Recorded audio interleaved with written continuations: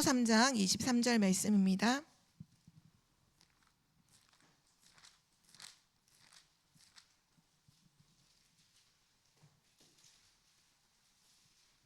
로마서 3장 23절 우리 한 절 말씀을 우리 한 목소리로 합독하시겠습니다.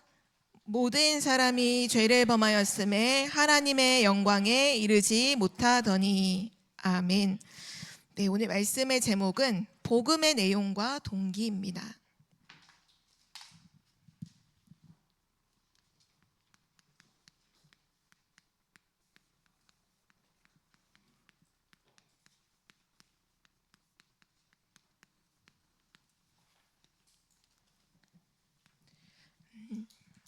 우리가 진짜 응답을 받으려면 하나님의 인도를 정확하게 따라가야 되죠.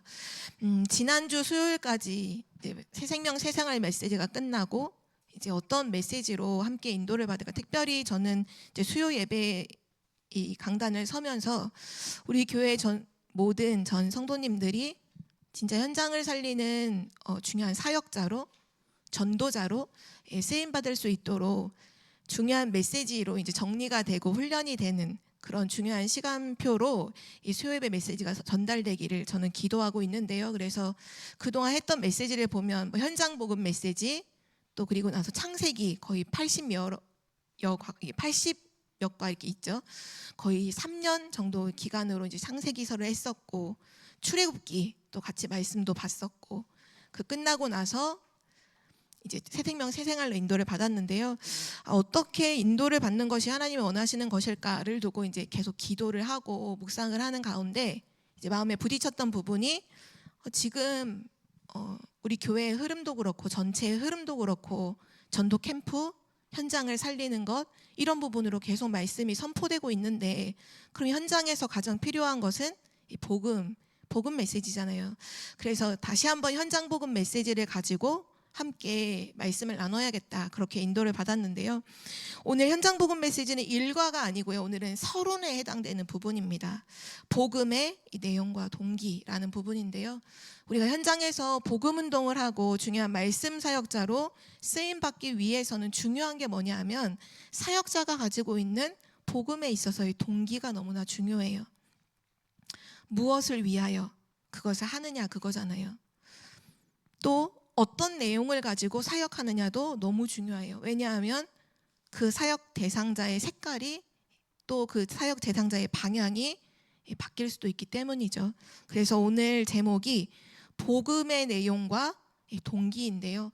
동기라는 부분도 더 정확하게 한다면 복음의 내용과 복음의 동기, 이거를 가진 사역자로 우리 모두가 서서 하나님의 인도를 받는 우리 청주복음교회가 되기를 기도합니다. 그러기 위해서 서론으로 조금 지금 흘러가고 있는 우리 교회의 흐름, 또 지금 메시지 선포되는 강단의 흐름을 우리가 좀 확인할 필요가 있는데요.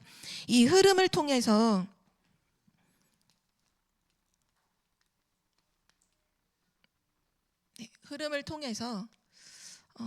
우리가 현장이 복음 메시지를 같이 나누는 한 2년 정도의 시간이 이제 걸릴 텐데, 그동안 우리가 함께 붙잡을 언약이 있습니다. 그 언약이 지역을 살리는 말씀 운동입니다. 아까 권사님께서도 기도를 해주셨는데요. 왜냐하면 이게 지금 흐름이거든요. 지역을 살리는 말씀 운동. 우리가 이번 주 부활주일로 함께 메시지를 같이 하나님께 이제 예배를 드렸는데요. 부활하신 예수 그리스도께서 부활 이후에 중요한 제자들에게 승천하시기 전에 중요한 메시지를 남기고 가셨잖아요. 그 부활 메시지가 세 가지인데요. 마태복음 28장 16절에서 20절에 보면 이제 모든 민족으로 제자를 삼아라, 그 명령을 하셨고요. 또 마가복음 16장 15절에서 20절에 보면 만민에게 복음을 전파하라, 그러니까 모든 사람에게 복음을 전파하라. 그 복음 전파 안에 치유도 들어있고 귀신이 떠나가는 역사도 당연히 들어있죠. 그리고 사도행전 1장 8절 말씀에 땅끝까지 내 증인이 되리라. 그리스도의 증인 될 것을 그렇게 되게 하신다고 이 약속을 해주셨죠. 이 말씀을 붙잡았던 초대교회 성도들이 그때부터 어떻게 갔냐 하면 예루살렘이라고 하는 지역에서 하나님 말씀을 전파하고, 그리고 나서 중요한 또 언약 잡은 빌립 집사님은 아무도 가지 않았던 사마리아 지역에 가서 거기서부터 말씀을 전파하고, 또 계속 예루살렘에 머물러 있으니까 하나님께서 핍박을 허락하셔서 흩어진 제자들이 안디옥이라는 지역에 가서 또 복음 메시지를 선포하고, 또 이제 바울이라는 중요한 전도자와 이제 선교팀들이 일어나서 아시아라고 하는 지역에 가서 또 복음을 전가하고, 또 그러다가 하나님이 문을 막으셔서 아예 유럽이 있는 마게도냐라고 하는 지역으로 또 터닝 포인트를 주셔서 또 그 지역에 복음을 전파하고, 결국은 로마까지도 복음이 증거되었죠. 이게 무슨 말이냐면 결국은 부활하신 예수 그리스도의 언약을 붙잡았던 모든 전도자들은 다 지역으로 흩어져서 복음 운동을 했다는 거예요. 그게 전도자들의 여정이었어요. 그런데 이게 지금 부활 메시지뿐만 아니라 지금 우리 교회 강단의 흐름을 봐도 너무 정확한 게요. 우리 지금 강단 메시지를 누가복음으로 말씀을 보고 있죠. 예수님께서 이 탄생하신 그 배경에 대해서 쭉 말씀하시고, 그리고 나서 예수님의 족보에 대해서도 말씀이 나왔죠. 그리고 중요한 거는 예수님이 이제 중요한 이 사역을 하시기 바로 직전에 사단에게 시험도 받으셨어요. 막 3가지로 시험을 했잖아요. 뭐 예배 경배 대상도 바꾸게 만들고, 명예심도 건드리고, 또 영적인 거 보지 못해 육적인 거 건드려서 속이려고 이제 시험을 하죠. 근데 그 모든 시험을 이기시고 나서 지난주 강단부터 이제 시작된 게 뭐냐면 예수님이 갈릴리 지역에서 이 사역을 시작하신 거예요. 갈릴리 지역에서의 사역을 시작하시는데, 그때 말씀하신 게 이사야서 61장의 말씀을 인용하셔서 이렇게 말씀하셨잖아요. 가난한 자에게 복음이 증거되고, 또 뭐 갇힌 자를 자유케 하고 눌린 자를 쭉 말씀하시면 이 말씀이 응했다. 근데 이 말씀은 사실 누구를 가리키는, 그리스도를 선포하는 예언된 말씀인데 바로 내가 그 그리스도다, 그 사역을 현장에서 말씀하신 거잖아요. 그때 그 얘기를 듣고 뭐 반대하는 사람도 있었지만 그 말씀을 듣고 구원받는 사람도 있고, 또 이번 주에 보면 이번에는 갈릴리에서도 가버나움이라고 하는 지역에서 회당에 들어가서 이제 사역을 하시죠. 근데 그 회당에 귀신 들린 자가 와 있었잖아요. 근데 예수님의 권위 있는 말씀을 듣고 그 귀신도 순종했다라는 메시지를 우리가 이번에 강단 말씀으로 들었죠. 그러니까 지금 부활 이후에 사실 이 언약을 잡은 중요한 초대교회 성도들, 우리도 마찬가지로 그 부활 이후에 중요한 이 세계를 복음할 중요한 제자들이 하나님의 언약의 말씀, 복음을 딱 가지고 계속 뭐로 갔냐면 지역을 살리는 현장으로 들어가서 복음 사역을 계속했고, 사실 예수님이 살아계실 때에도 결국 지역을 계속 다니시면서 어떤 지역에 무슨 지역에 또 무슨 지역에 가셔서 거라사 지역에도 가셔서 거라사 지역에 귀신 들린 자를 치료하시기도 하시고, 또 배를 타고서 저 길 건너서 또 다른 지역에도 가셔서 복음을 증거하시고, 예수님도 결국은 지역을 다니시면서 천국 복음에 대해서 본인이 그리스도라는 그 부분을 그대로 나타내시잖아요. 그러니까 결국은 지금 우리 강단을 통해서도 지역을 두고 예수님이 중요한 사역을 하셨는데 그 사역이 이제는 우리에게까지 와서 우리를 통해 하나님이 이제 그 일을 하신다는 부분이죠. 그래서 우리가 말씀을 통해서 이 부분이 확인이 또 되고요. 또 예수님은 중요한 사역을 하시면서 남긴 것이 있는데요. 예수님은 중요한 세계복음화를 두고서 12제자를 남기셨는데요. 이 12제자를 부르시는 장면에 보면 마가복음 3장 13절에서 15절 말씀에 보면 원하시는 자들을 부르시니 나아온지라, 곧 12를 세우셨어요. 원하시는 자들을 부르셔서. 그리고 하신 게 뭐냐면 그 제자들과 함께 하시고 또 나가서 전도도 하며 또 귀신을 쫓아내는, 귀신을 결박하는 권세를 주시죠. 그러니까 이 전도 12사도를 왜 세우셨냐? 결국 예수님께서 하셨던 사역을 이제 하늘로 승천하신 이후에 남겨진 제자들이 이제 남아서 그 지역과 현장에서 이 말씀 사역을 계속할 수 있도록 전도할 수 있도록 함께 하시고 전도도 하고 가장 중요한 현장을 살리는 키가 이제 흑암을 강한 자를 결박해야 되는 그 권세를 주신 거고요. 또 보면 누가복음에 나오는데 70인 제자죠. 70인 이 사도를 세우셔서 누가복음 10장 1절에서 20절에 보면 둘씩 짝을 지어서 지역으로 보내세요. 예수님이 가시지 못했던 모든 지역으로 이들을 파송하셔서 그들에게 이제 복음을 증거하라고 하죠. 그때 뭐 전대도 가지지 말고 뭐 뭣도 가지지 말고 두벌옷도 가지지 말고 가서 평안을 빌어라. 근데 평안을 비는데 그 사람이 받지 않으면 그 다리에 그 흙을 털고 돌아와라. 그 평안을 그 사람이 받으면 거기에 복이 임할 것이고 그 사람이 그 평안을 받지 않으면 그 평안이 전도자에게 돌아온다는 거예요. 그러니까 전도라는 부분이 어떻게 보면 부담이 아니라 복음을 전했는데 이 사람이 안 받는다? 그럼 그 복음의 축복이 내게로 오는 거니까 증거돼도 축복이고 증거가 거부돼도 축복인 게 이제 전도라는 부분을 말씀을 주신 거죠. 근데 이때 70인 사도들이 지역을 다 돌고 복음을 증거하고 돌아와서 했던 말이 뭐냐면 막 기뻐서 돌아왔잖아. 우리가 예수 그리스도의 이름이면 귀신도 굴복하더이다 막 이렇게 하니까 예수님이 19절에 말씀하시죠. 내가 뱀과 전갈을 밟을 그 능력과 원수의 모든 능력을 제어할 권능을 너에게 주었다. 내가 그 하늘에서부터 이 귀신이 떨어지는 걸 내가 나도 봤다라고 하시면서 20절에 그러나 귀신이 결박되는 것으로 기뻐하지 말고 너의 이름이 하늘의 생명록에 기록된 것으로 기뻐해라. 그 말씀을 하시죠. 그러니까 중요한 건 예수님이 남겨두신 이 제자와 사도들을 통해서 하시는 일도 뭐냐 하면 지역을 살리는 일을 하시길 원하셨던 거예요. 지역에 가서 복음을 증거하는 거죠. 또 그러는 중에 지금 저희가 이제 전도 캠프를 계속 하고 있는데요. 작년 6월에 청주 시찰 캠프로 이제 시작으로 해서 시찰 캠프도 함께 하고 또 우리 교회에서 자체 캠프도 하고 또 이번 주부터 시작이 됐죠. 다시 청주 시찰 캠프가 시작되기 전에 우리 교회 자체 캠프도 했었죠. 근데 이번 시찰 캠프의 주제가 뭐냐 하면 지역을 살리는 하나님의 절대를 보는 캠프예요. 하나님의 절대를 보는 캠프.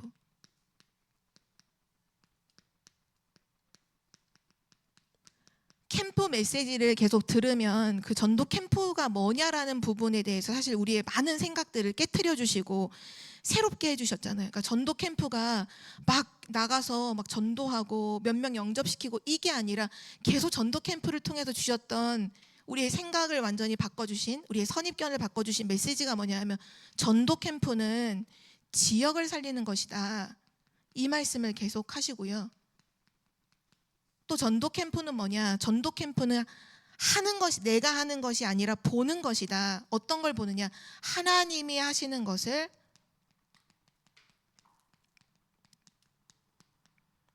보는 것이다. 그래서 저는 사실 개인적으로 전도 캠프를 이렇게 참여를 하면서 이렇게 하나씩 바뀌었던 것 같아요. 처음부터 이 전도 캠프를 하나님이 보시는 관점으로 전 보지 못했거든요. 처음에는.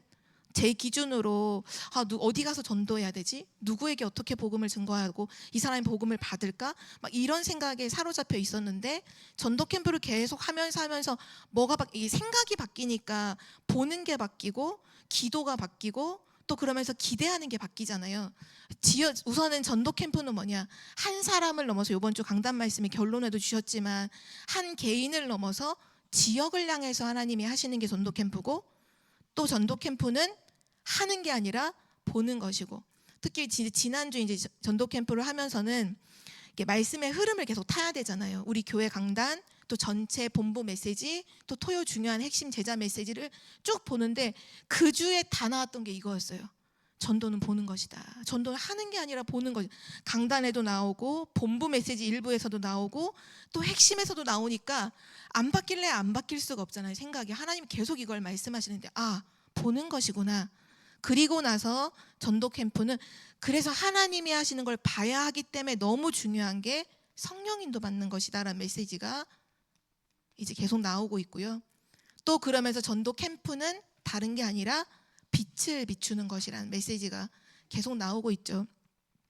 이런 지금 전체를 두고 흘러가는 지금 흐름을 확인해 볼 때, 하나님이 정말로 원하시는 건 결국은 지역을 살리는 것이고, 그 지역을 살리는 중에서도 가장 중요한 게 말씀 운동을 하는 것이다. 사실 이번 주 강단 말씀 결론에서 이미 답이 나왔잖아요. 예수님께서 하신 그 전도 사역을 통해서 우리가 확인할 건 뭐냐면, 지역을 살리는 전도 사역, 지역을 살리는 말씀 운동을 해야 되는 것임을 쭉 말씀해 주셨죠. 그렇다면 결국은 우리가 이제 지역이라고 하는 부분을, 현장 복음 메시지를 하시는 이제 2년 동안 계속 생각하셔야 되는 게 뭐냐 하면 지역이라는 부분이거든요.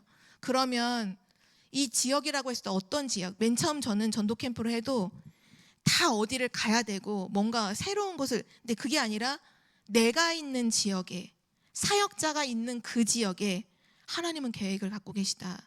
근데 정말 그렇잖아요. 왜냐하면 이 전도 캠프를 사실은 가나안 정복하는 거랑 동일하다라는 말씀을 하시는데, 가나안 정복에 있어서 핵심은 뭐냐 하면 네가 밟는 땅은 내가 이미 너에게 주었노니라는 거였거든요. 근데 우리가 늘 밟는 땅이, 우리가 아침에 눈을 뜨고 밤에 잠을 자고 밥을 먹고 생활을 하는 우리의 지역이 내가 살고 있는 지역이잖아요. 거기에 하나님은 계획을 갖고 계시고, 우연히 간 게 아니고 어떤 무슨 문제로 인해서 간 게 아니고 하나님은 절대 주권 속에서 그 지역을 인도해 주셨다는 거죠. 그래서 우리가 오늘 여기 계신 분들의 지역만도 한번 저는 체크해 보고 싶거든요. 저는 용담동에 살고 있어요. 근데 저는 용담동에 살았지만 사실 작년 그 시찰 캠프 이전까지는 용담동을 놓고 사실 기도하지 않았거든요. 용담동이 제 마음속엔 없었어요. 근데 작년에 어떤 여러 가지 사건을 통해서 용담동이라는 지역을 보고 지역을 전체를 돌아보니까 완전히 우상 숭배하는 무속, 점술, 그러니까 사도행전 13, 16, 19장에 있는 모든 게 완전 다 몰려 있는 곳이 사실 용담동이거든요. 저는 용담동에 살아요. 그럼 여기 계신 분들 한번 지역을 제가 적어볼게요. 왜냐, 마음에 담으시라고요.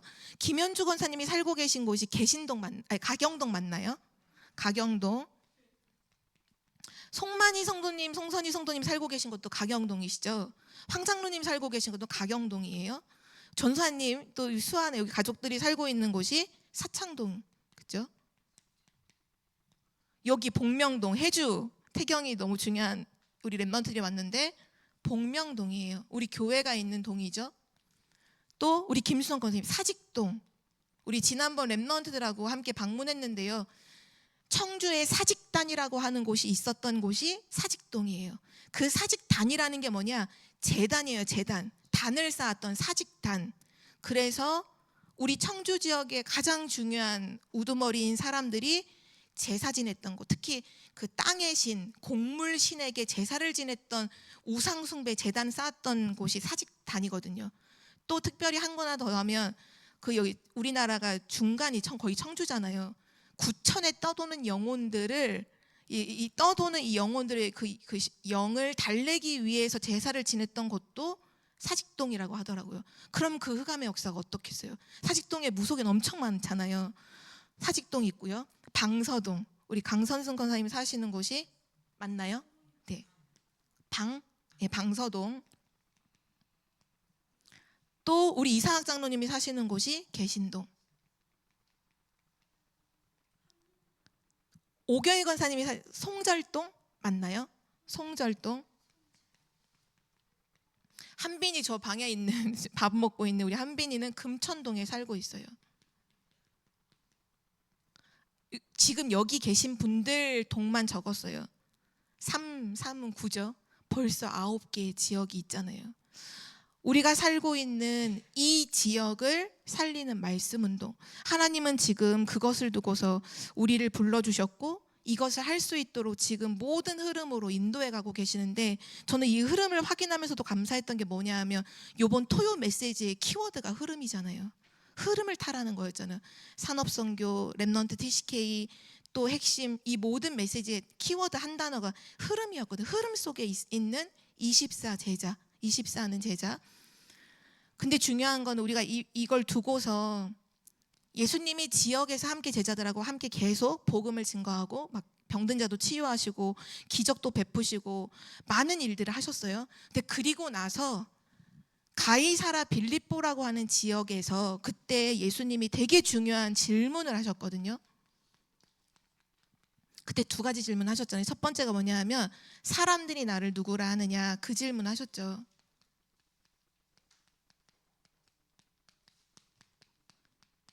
이미 예수님의 중요한 사역들이 선포됐던 현장이에요. 말씀이 선포되고 예수님이 되게 누구이시기에 귀신 들린 자도 저렇게 순종하고 풍랑도 멈추고 누구이기에 저렇게 예수님의 권위 있는 막 기적과 이적들이 일어날까. 근데 사람들이 나를 누구라냐 질문했을 때 결과는 뭐냐 하면 사람들이 예수님이 그리스도라는 걸 몰라요. 다르게 알고 있잖아요. 그리스도를 막 선지자 중에 하나, 뭐 예레미야 같다, 뭐 엘리야 같다. 실제 우리가 살고 있는 지역에 있는 사람들은요, 그리스도를 몰라요. 또 하나 질문 말씀하셨던 게 뭐예요? 그러면 제자들을 향해서 질문하셨죠.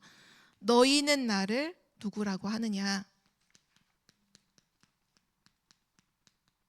뭐 바로 대답했는지 머뭇머뭇거리면서 베드로가 대답했는지는 모르겠지만 베드로가 대답하죠. 주는 그리스도시요 살아계신 하나님의 아들이십니다. 제자들이 그리스도라고 고백했지만 근데 그 다음 장 17장에 보면 사실 오직 그리스도는 아니었어요. 그리고 중요한 건 예수님이 십자가에 달리신다고 했을 때 그거를 이해를 못하고 또 예수님이 십자가에 달리실 때 로마 병정들에게 잡히셨을 때 다 도망갔잖아요. 그럼 그 말도 뭐냐 하면 제자들도 아직 예수님이 그리스도라는 걸 정확하게 답을 내리진 않았던 것 같아요. 그리스도라는 건 알기는 알았는데 그리스도로 인생의 결론이 내려지진 않았던 것 같아요. 나중에 부활하신 예수님을 만나고 감람산에서 40일 동안 정말 부활하신 예수님이 주신 그 미션들을 확인하고 난 이후에 그때는 완전히 복음으로 완전히 결론이 나서 지역으로 다 파고들죠. 그래서 저는 우리 현장 복음 메시지를 같이 오늘 나누면서 중요한 말씀, 지금 전체적으로 선포되는 메시지의 흐름 속에서도 지역을 살리는 말씀 운동을 해야 되는구나를 확인하고 또 한 가지 확인해야 될 것은 우리를 점검해야 되는 것 같아요. 이번 주 강단 말씀에도 하나님의 말씀으로 참된 진단이 나오고 그 말씀 속에서 답을 얻어야 된다, 답이 나온다라는 말씀을 하셨는데 지금 지역에 있는 사람들이 뭔가 그 종교로서의 기독교는 듣고 알고 다 있지만 진짜 예수님이 그리스도라는 거는 모르고 있구나라는 것을 우리가 먼저 알아야 되고 또 중요한 것은 누구 아니고 내가 정말 예수님이 그리스도라는 걸 알고 있나? 알고 있는데 정말 그리스도로 완전 인생의 답으로 결론으로 나 있는가? 그래서 그 부분을 점검하는 게 정말로 중요한 시작인 것 같아요. 왜냐하면 이게 아니면 복음의 내용과 동기가 안 되게 되어 있거든요. 예를 들면 그렇잖아요. 우리가 활을 쏘는 사람이 그 관역에 명중할 수 있는 그거를 갖고 있는 사람이 활을 쏘는 것과 그냥 활 처음 가지고 지금 활 쏘는 거 가지고 막 쏘려고 하는 사람하고는 사실 다르거든요. 또 예를 들어서 이미 저 관역을 넘어서 더 멀리까지 쏠 수 있는 사람이 쏘는 것과 10m 쏠 수 있는 사람이 거기를 쏘려고 하는 거랑 또 다르잖아요. 우리가 이 복음을 얼마만큼 확신하고 이 복음을 얼마만큼 정확하게 답으로 붙잡고 있느냐에 따라서 그 복음이 똑같은 복음을 말하는데도 다르잖아요. 전달이 다르잖아요. 그래서 우리 청주복음교회 모든 성도님들이 지금 이 시간표에 우리 교회를 향한 하나님의 계획은 지역을 살리는 말씀 운동이구나. 근데 너무 감사한 건 2025년을 시작하면서 우리 교회 원단이 일어나라 빛을 발하라는 언약을 주셨죠. 그러면서 그때 말씀이 말씀 운동을 회복해라. 무너진 모든 그 현장들을 돌아보면서 말씀 운동을 회복해라라는 언약을 주셨는데 하나님은 분명히 그 언약을 성취하실 것이기 때문에 우리가 다시 한번 이거를 정말로 마음에 담는 우리 청주복음교회 성도님들이 되시기를 기도하고요. 이 속에서 오늘 복음의 내용과 복음의 중요한 동기를 점검하고 답을 가지는 오늘 그 응답의 시간이 되기를 기도합니다. 그래서 오늘 내용은 빠르게 전달을 하도록 할 텐데요. 부제목으로 뭐냐 하면 왜 꼭 예수를 믿어야 하는가예요. 되게 중요한 질문이죠. 왜 꼭 예수를 믿어야 하는가? 현장에서 많은 사람들이 하고 있는 10가지 질문에 대한 답을 우리는 가지고, 처음부터 이거는 정말 서론으로 이미 가지고, 이 부분에 대한 분명한 확신을 가지고 우리는 말씀 사역을 해야겠습니다. 첫 번째로요, 첫 번째 중요한 질문이 뭐냐 하면, 왜 모든 사람이 지금 고난을 받고, 공부를 잘하던 못하던, 성공했던 성공 못했던, 대통령이라고 해도 왜 모든 사람이 방황을 할까요? 이 질문에 대해서 우린 정확하게 답을 가지고 있어야 돼요. 하나님은 뭐라고 말씀하시냐면, 우리 인간을 창조하신 하나님께서 지금 모든 사람은 어떤 상태냐?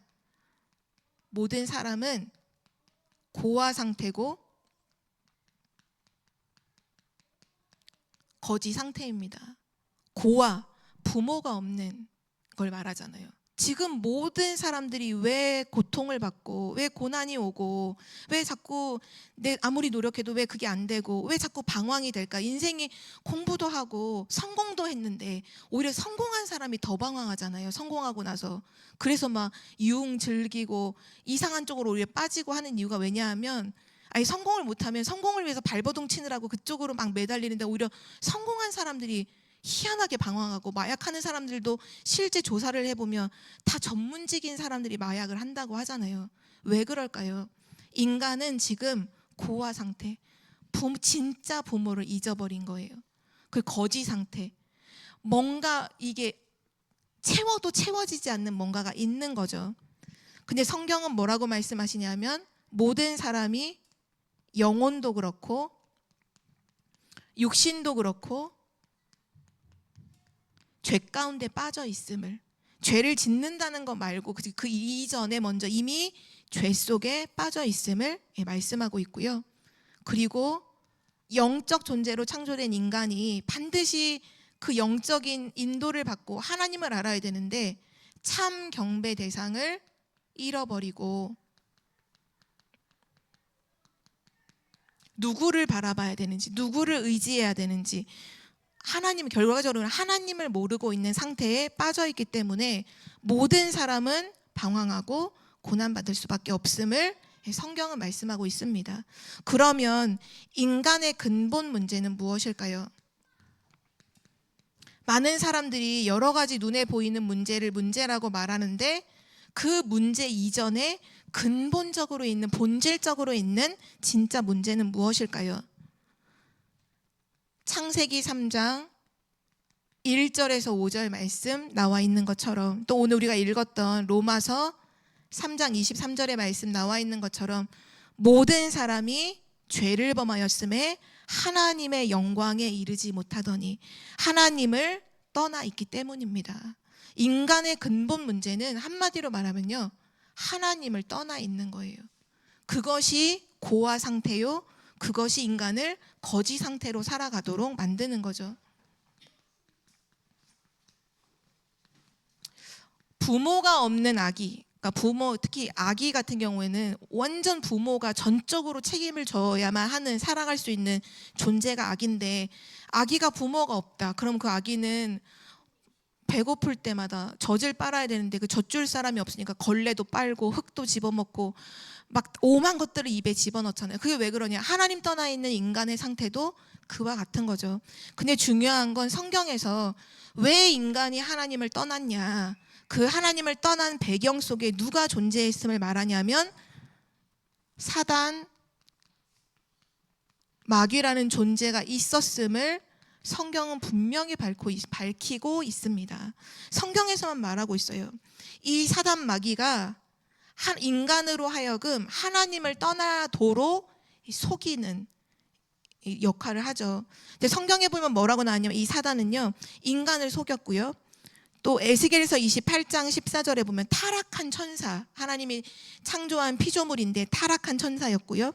또 이사야서 14장에 보면 하늘에서 떨어진 자, 곧 이 네피림 문화를 만든 존재죠. 그리고 이 사단의 목적은 뭐냐? 하나님을 떠나게 만들어요. 결국은 속여 사는 일이 뭐냐? 하나님을 떠나게 만들어요.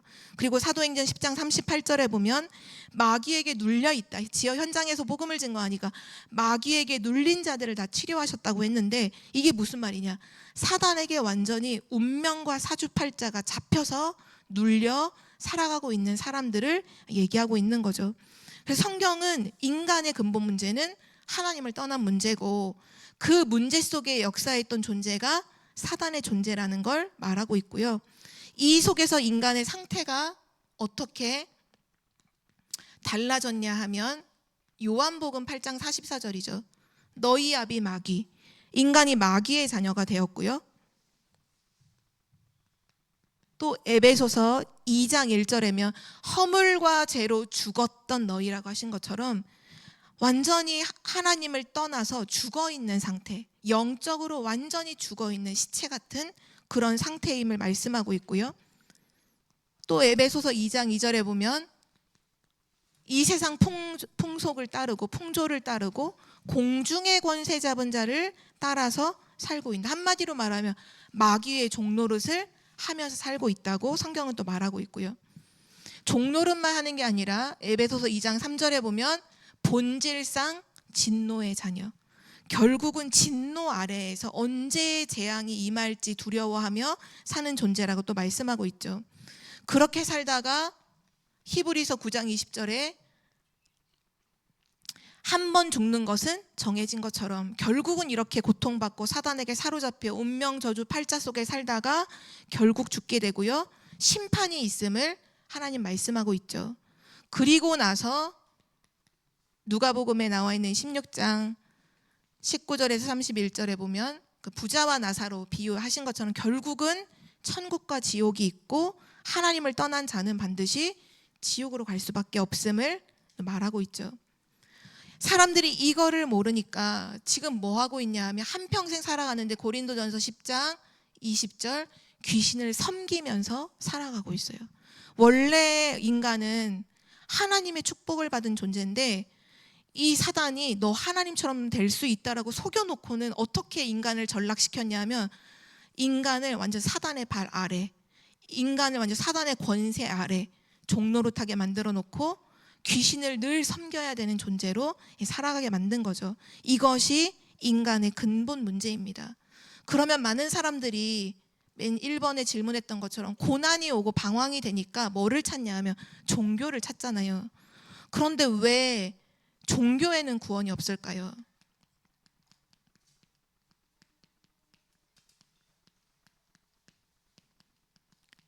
기독교가 복음이 독불장군처럼 우리만 맞고 너는 무조건 틀려 이 말이 아니라 왜 종교에는 구원이 없을까요? 그럼 종교는 무엇일까요? 종교는 사람이 하나님을 찾는 거잖아요. 사람이 하나님을 신을 만나고 싶어서 인간이 자기 문제를 좀 해결하고 신을 만나고 싶어서 몸부림치는 그 행위와 노력이 종교죠. 그렇다면 답은 나오잖아요. 왜 종교는 구원이 없을까요? 원죄를 해결할 수 없기 때문이에요. 하나님을 떠난 그 원죄를 종교로는 절대 해결할 수 없어요. 종교로는 굉장히 멋있게도 살 수 있어요. 종교로는 엄청 깨끗하게도 고상하게도 살 수 있어요. 그러나 원죄는 해결할 수 없어요. 그래서 원죄 문제가 불가능하기 때문에 종교로는 구원받을 수 없고요. 그리고 성경에 말하는 종교 생활은 뭐냐 하면 마태복음 11장 28절에도 나오지만 수고하고 무거운 짐을 하나 더 지는 거예요. 뭔가 지금 사단의 종노릇하고 있는데 종노릇하고 있는 그 자가 자기의 노력으로 발버둥을 치는 거잖아요. 거기서 빠져나와 보려고, 뭔가 다른 걸 찾아보려고. 근데 그럴수록 하면 할수록, 그러니까 종교 생활의 끝이 뭐냐면 하면 할수록 고통스러운 것이 종교 생활입니다.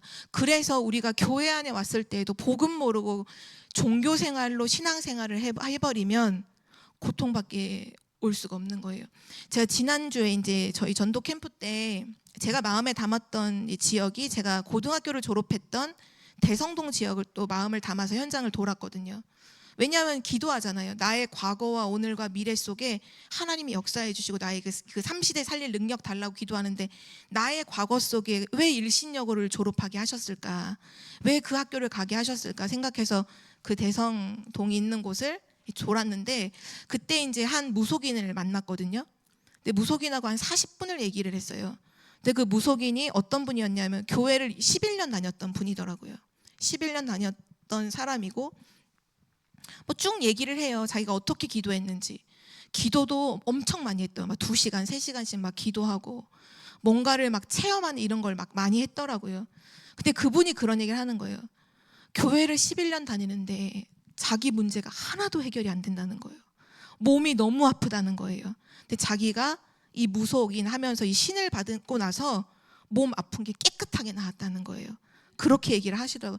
당연히 그렇죠. 왜냐, 이 신병이 사단이 완전히 이거 끌고 가려고 몸을 계속 아프게 만들잖아요.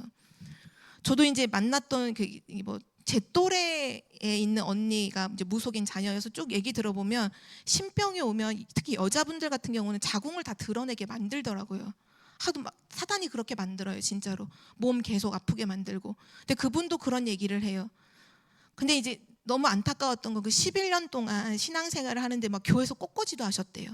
교회 꽃꽂이도 헌신도 하고 많은 걸 하는데 문제는 하나도 해결 안 되고 몸은 너무 아프고, 결국은 자기 사주를 보는데, 그분이 이제 신어머니로 인해서 이 무속 이걸 받은 게 아니라 그 절에서 스님이 그 운세 이거 사주죠. 사주 속에 이걸 받아야 된다라고 해서 받았다고 하더라고요. 그래서 자기는 신어머니도 없대요. 그래서 자기는 지금도 기도할 때 혼자 산에 올라가서 기도한다고 쭉 얘기를 하더라고요.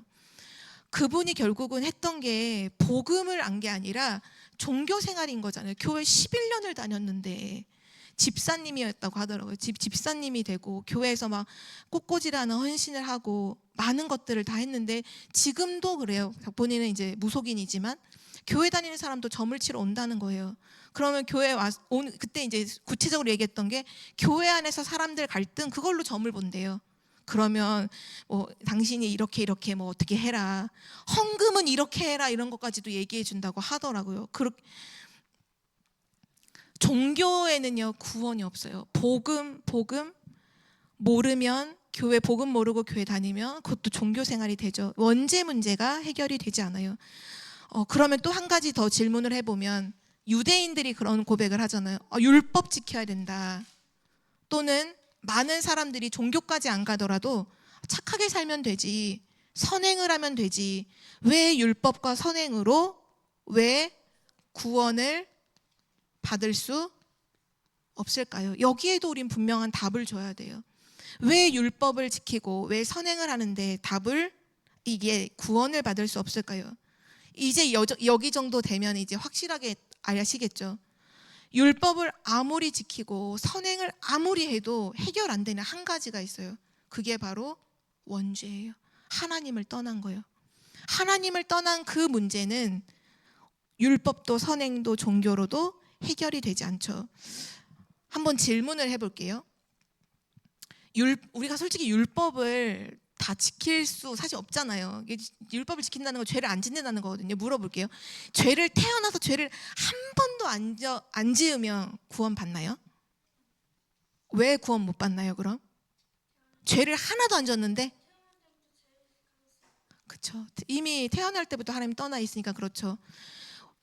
율법을 우리가 사실은 율법을 지킬 수도 없어요. 율법을 지키는 것도 불가능하지만, 설령 율법을 다 지켰다고 하더라도 이거는 해결이 안 되거든요. 그래서 구원 못 받는 거예요. 그래서 유대인들이 아무리 율법을 강조해도 구원을 받을 수 없는 거죠. 성경은 뭐라고 말씀하시냐면, 이사야서 64장 6절에 보면 우리의 의는 더러운 옷 같다는 거예요. 우리가 하는 모든 행위가 사실은 하나님을 떠나는 그 순간 생각도 병들고 마음도 병들고 정신도 병들고 모든 것이 사실 병들었기 때문에 이미 우리가 하는 선은 사실 선이 아니죠. 더러운 옷과 같다고 성경은 분명히 말씀하고 있습니다. 그래서 사람의 노력 방법으론 사람 편에서의 답은 없는 거죠. 하나님이 주신 유일한 해결책이 있습니다. 우리가 현장에서, 지역에서 바로 이거를 말하는 거죠. 하나님이 주신 유일한 해결책은 뭐냐? 그리스도입니다. 그리스도예요. 사실 불신자에게 하나님 유일한 해결책이 예수다 그러면 사람들은 거부해요. 아, 또 예수 얘기하려고 저러네, 이렇게 말하잖아요. 근데 성경에 분명히 하나님이 약속하신 해결책은 뭐냐? 그리스도예요. 그리스도를 보내주시겠다는 거예요. 그 그리스도는 누구시냐? 요한복음 14장 6절에 보면 모든 사람들이 찾고 있는 바로 길. 지금 길이 없어 방황하는데 길이요, 진리요. 지금 답이 없어서 헤매고 있는데 바로 사람들이 찾고 있는 바로 그 진리, 해답이고 생명이라는 거예요. 허물과제로 죽어있는 그 죽은 자에게 소망은 한 가지잖아요. 생명, 사는 길이잖아요. 그래서 그리스도는 길이고 진리고 생명이고요.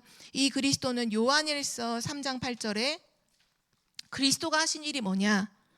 죄를 짓는 자는 마귀에게 속하나니 마귀는 처음부터 범죄함이라 하나님의 아들이 나타나신 것은 마귀의 일을 멸하게 하심이라 라고 하셨거든요. 마귀의 일이 뭘까요? 결국 인간을 속여서 하나님을 떠나게 만들었잖아요. 마귀의 일이 뭐냐? 하나님을 떠나게 만든 그걸 멸하셨다는 거예요. 그래서 그리스도는 하나님을 만나는 유일한 해결책이고 길이고 답입니다. 그러면 중요한 건 이 그리스도를 설명하기 위해서 구약 성경에 그렇게 많이 예언이 되어 있을 때 뭐라고 예언해? 구원자의 자격 요건이 있는데요.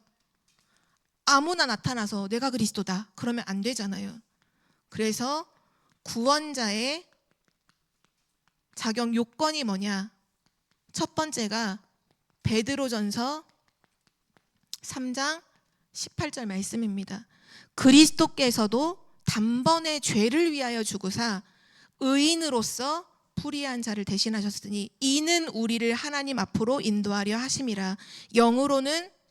육체로는 죽임을 당하시고 영으로는 살리심을 받으셨으니 반드시 인간, 죄인인 인간을 구원할 그 구원자의 자격 요건이 뭐냐? 의인이어야만 돼요. 의인으로서 불의한 자를 대신하셨으니 이는 우리를 하나님 앞으로 인도하려 하심이라. 죄가 없으셔야 돼요. 그래서 성경에서 누누이 말씀하신 예언하신 부분이 뭐냐? 창세기 3장 15절에 여자의 후손이 뱀의 머리를 상하게 할 것이다. 또 이사야서 7장 14절에 보라 처녀가 잉태하여 아들을 낳으리니 그 이름을 임마누엘이라 하리라. 남자의 후손이 아니라 남자의 후손으로는 다 이 아담의 후손을 전부 다 그 원죄라는 부분으로 대물림 되잖아요. 그 아담의 후손이 아닌 여자의 후손으로 오시는 바로 그 분으로 우리를 구원하실 것이다. 이 말씀하셨고요. 또 자격 요건이 뭐냐 하면 그분은 사람이 아니라 결국 하나님이시죠. 그래서 베드로가 고백, 주는 그리스도시요 살아계신 하나님의 아들이십니다. 하나님의 아들이라는 의미는 뭐냐? 그 곧 하나님이십니다라는 그 부분이죠. 그래서 예수 그리스도는 뭐냐? 요한복음 1장 14절에 말씀이 곧 하나님이라고 했는데 말씀이 육신이 되어 우리 가운데 거하심에 하나님이신 그분이 우리 육체를 입고 이 땅에 성육신 하신 것임을, 그래서 우리의 문제, 우리를 구원하실 것임을 성경은 말씀하고 있죠. 그래서 나중에 부활하신 이후에 예수님을 만났던 그 도마가 요한복음 20장 28절에 보면 요한복음 20장 28절에 보면 예수님을 향해서 막 손가락을 내가 막 손 못 박힌 손을 막 손 집어넣고 옆구리도 내가 봐야지 내가 예수님 부활하신 거 믿겠다. 그런 얘기를 했을 때 예수님이 친히 이제 도마에게 나타나시잖아요. 그래서 손가락 넣어봐라. 그리고 믿는 자가 되라. 이런 말씀하셨을 때 그때 무릎을 꿇고 도마가 이런 고백을 하죠. 도마가 대답하여 이르되 나의 주님이시요 나의 하나님이시니이다. 그리스도를 예수님이 그리스도인데 그분이 하나님이시라는 고백을 합니다. 그것이 바로 구원자의 중요한 자격 요건이에요. 그분은 또 빌립보서 2장 6절에 보면 근본 하나님의 본체시나 우리를 구원하시기에 낮아지셨죠. 그리고 고린도전서 15장 3절에서 4절 말씀에 성경대로 죽으시고 성경대로 다시 살아나셨다. 반드시 우리를 위해서 죽으셔야 되고 또 그분이 반드시 다시 살아나셔야 되는 걸 구원의 조건으로 했죠. 그러다 보니까 사람은 아니에요. 사람은 구원자가 없어요. 내가 뭐 누구 구원자고 내가 뭐 하나님이고 수많은 사람들이 말해도 구원자의 자격 요건이 되지 않죠. 근데 바로 이 분이 이 구원의 자격 요건을 완전히 다 갖추시고 이 구원을 이루신 분이 누구냐? 바로 부활하신 예수 그리스도이십니다. 부활하신 예수 그리스도예요. 마태복음 28장 20절에 이 예수 그리스도께서 하늘로 승천하시면서 말씀하셨죠. 부활하신 그 예수 그리스도께서 구원받은 하나님 자녀와 세상 끝날까지 함께 하시겠다고 약속하셨습니다. 그래서 우리는 예수가 그리스도라고 믿고요. 예수가 그리스도라고 증거하는 거죠. 참 구원은 무엇일까요?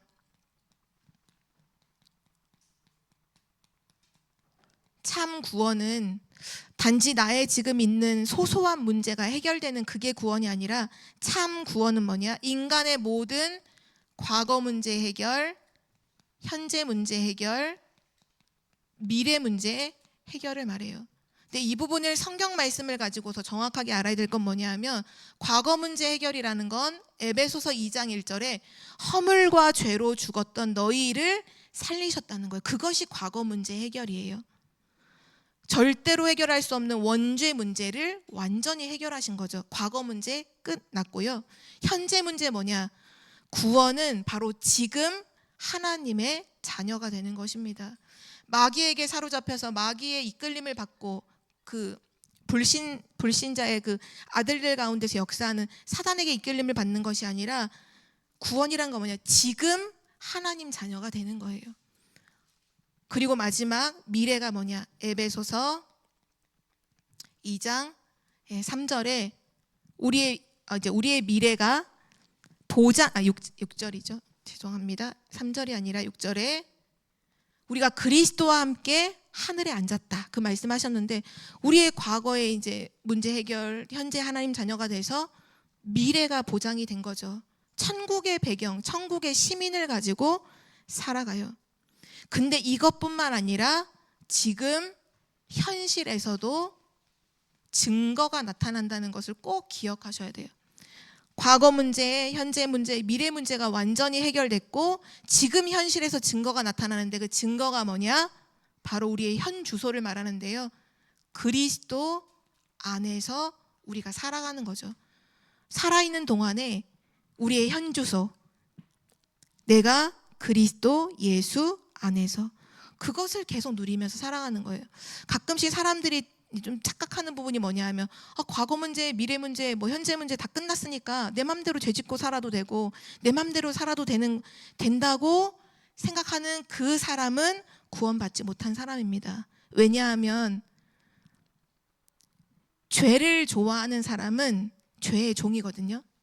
내가 구원받았기 때문에 모든 죄의 문제 다 끝났으니까 맘대로 내 맘대로 살자, 죄짓고 살자.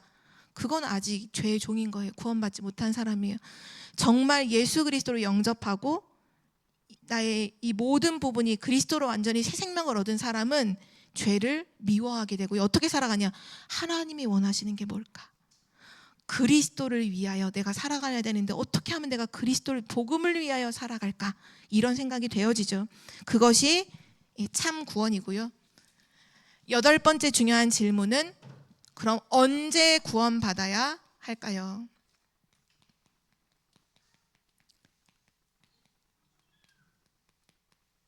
성경에 이미 답이 나온 것처럼 지금이죠. 지금. 나중은 우리의 시간이 아니에요. 구원받을 수 있는 우리의 시간은 바로 지금입니다. 잠언서 27장 1절에 내일 일을 자랑하지 말라 하셨죠. 지금 구원받고 지금 하나님 자녀가 되는 거예요. 특별히 질병을 갖고 있는 분들한테 복음 전할 때 참 중요한 부분이